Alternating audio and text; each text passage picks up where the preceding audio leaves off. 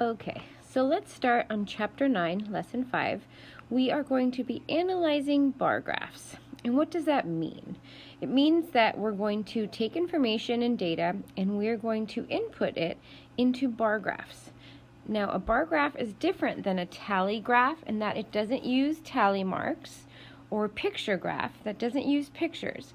Instead, in a bar graph, we simply fill out blocks or bars to make the graph. So if we look at this right here, this is a bar graph. And what they've done is I've pretended to survey 10 people about healthful dinners. The choices were chicken and broccoli, pizza, spaghetti, milk and cookies. So if we look at the graph, it looks like 1, 2, 3, 4 people chose chicken and broccoli. 1 person chose pizza. 1, 2, 3, 4 people chose spaghetti. And 1 person chose milk and cookies. So they're asking us to record the data after collecting the data. So we've got chicken and broccoli. How many people chose chicken and broccoli? Well, if we look over at our graph, we can see that 1, 2, 3, 4 people chose chicken and broccoli. 1 person chose pizza. 4 people chose spaghetti. And 1 person chose milk and cookies. Let's turn the page.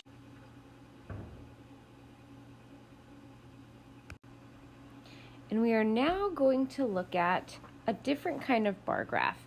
The other bar graph that we looked at went side to side, or what we call horizontal. But bar graphs can also go vertical or up and down.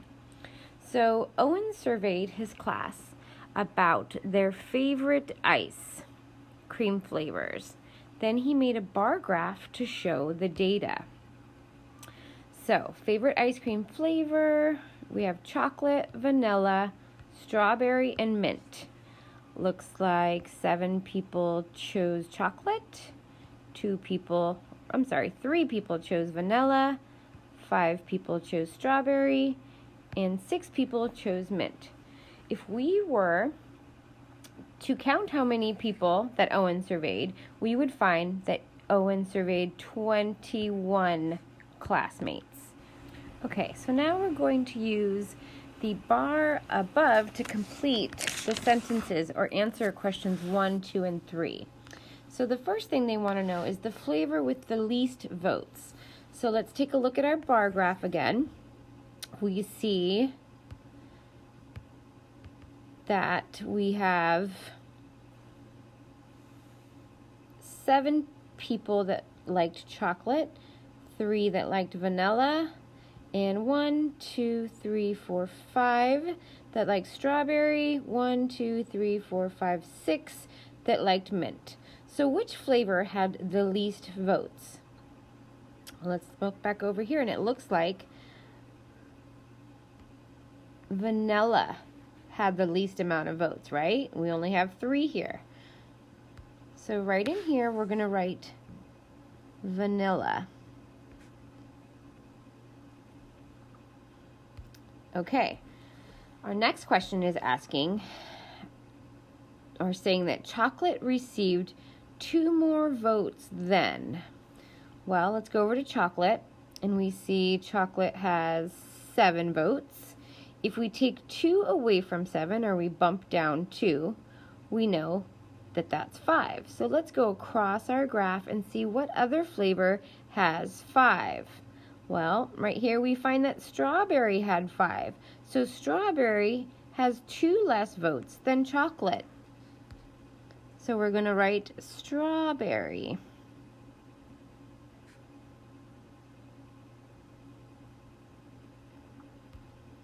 Okay, now number 3. What 2 flavors did 11 students vote for? Well, There's not one flavor that 11 students voted for. So we're going to have to put two of those flavors, as the question asks. We're going to have to find out what two we can add together to equal 11. So if I start with chocolate, I have 7. What do I need to add to 7 to get to 11? Well, let's see. 7, 8, 9, 10, 11. That's 4 more. Is there another flavor that has 4? No, that means I can't use chocolate. I'll have to choose another one. So let's see. I'm going to go with another big one. I'm going to go with mint. So 6 people have mint. How many more do I need to get to 11? Well, I know that 6 plus 5 gives me 11 because 5 and 5 is 10 and 1 more is 11. And strawberry has 5. So if I add mint and strawberry,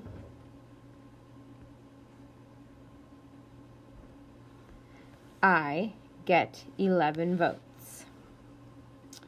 Now in Talk Math, right down here, it's asking me, how could this graph help a teacher plan a class party?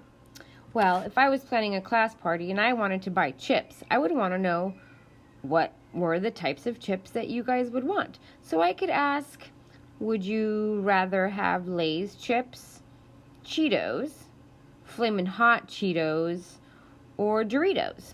And based on how many votes I got, I could choose the 2 favorite types of chips and buy those for the party. That's how a graph would help me plan a party. Okay, let's turn the page. And usually, if you guys were in class, I would tell you to go ahead and start this, and if you needed some help, I would be here to help you. But since we're not together right now, I'm going to go ahead and help you through it, okay? So let's start on number 4, and it says we're going to use the bar graph to answer the questions. What color hair do 5 students have? Well, let's look over here at our bar graph. I could see that brown has 5, black has 3, blonde has 4, and red has 3. So to answer that question, I would write, get my pen to write here, I could write brown.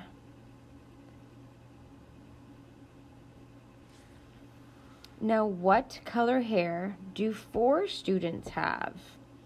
Let's go over here to 4 and go up, and I see blonde. So I'm going to write right here, blonde.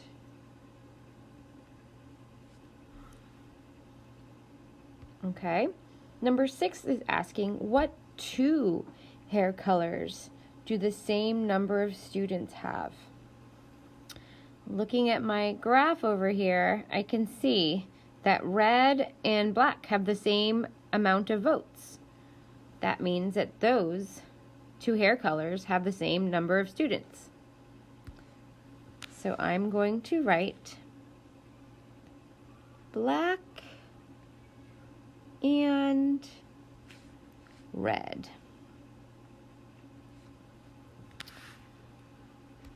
Now, number 7 says how many students were surveyed. So I have to go back and count. So I know that brown has 5, so I'm going to start with brown that had 5. I'm going to add black, 6, 7, 8, then blonde, 9, 10, 11, 12, then red, 13, 14, 15. So how many students were surveyed? 15. Now, how would this graph change if 20 students took the survey? If 20 students took the survey, maybe I'd have more kids that had red hair or more kids that had brown hair. I would have to change my numbers, right? So I could write, I could have more. Let's write kids to save space. With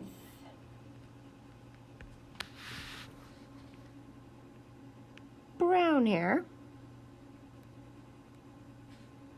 That's just one possibility. I could have kids with more black hair or more blonde hair or even more red hair. It really doesn't matter. But my graph would change if I added 5 more people to it. Now number 9 is asking, which pet do most students have? So now we're going to look over here at this graph. Looks like I have choice of dog, cat, fish, and bird. So which pet do most students have? Well, I can look over here and I can see that there's 5 students that have a dog. That means that most students have dogs. Now number 10 is asking, which 2 pets do the fewest students have? Oh my. Well, it looks like cat has 3 votes and bird has 3 votes. Well, there's a tie. It looks like cats and birds.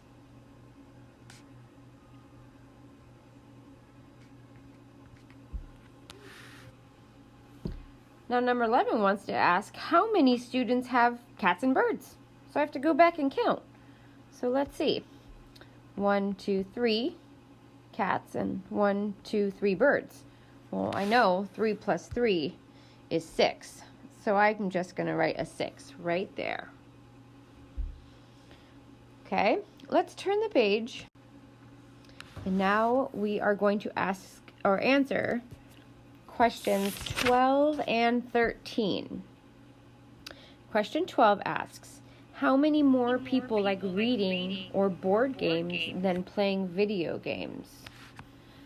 Okay, so this is a 2-part question. First, I need to find out how many more people like reading or board games.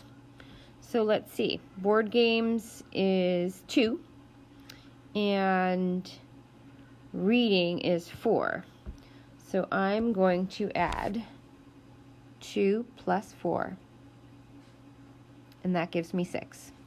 So 6 people like reading or board games. Now, how many more people like reading or board games than? It's an important, then is a subtraction word. So I'm going to find out how many people like playing video games. If I look up at my graph, I can see 3 people like playing video games. Well, 6 people like reading or playing board games. So, and we know that then is a subtraction word. So I'm going to take 6. I'm going to subtract how many people like video games, which is 3. And I get 3. So 3 more people like reading or board games than playing video games. Okay, number 13.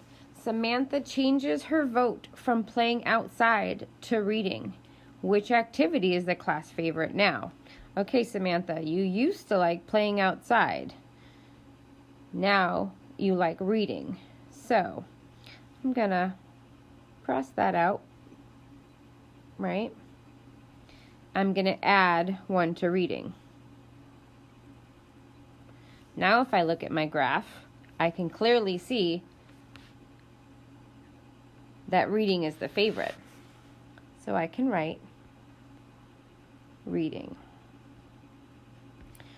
Okay guys, that's the end of lesson 9.5. Now I want you to go on and do your homework and do the best that you can. If there's something that you don't understand, you can revisit this video and watch it again. Or you can always email Mrs. Capel and I will help you get through it, okay? Do your best. Don't worry if you can't do it. It's okay. We'll get through this, okay? I'll see you guys on the next video. Bye.